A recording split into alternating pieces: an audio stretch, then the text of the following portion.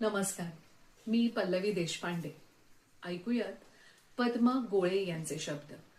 मौनानही होतं एवढं रामायण हे माहीत असतं तर शब्दांच्याच स्वाधीन झाले असते. पण शब्दांनी नेली असती मिरवणूक भलत्याच दिशेला. शब्द शब्द म्हणजे अंध कौरव. ओठात एक, पोटात भलतच. मौनाचं रामायण सहन करता येतं. मौनाचं रामायण सहन करता येतं सीता होऊन. पण शब्दांचं महाभारत सोसायला पाठीशी कृष्णच हवा.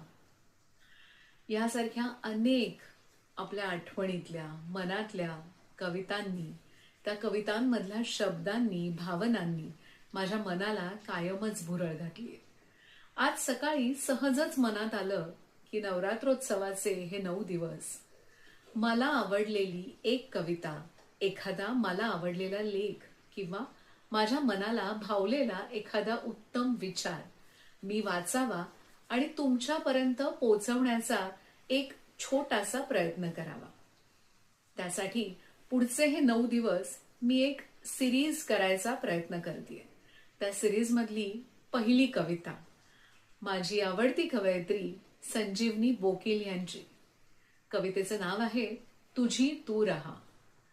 कुणी नसलं तरी चालेल, बरं का, कुणी नसलं तरी चालेल, तुझी तू रहा.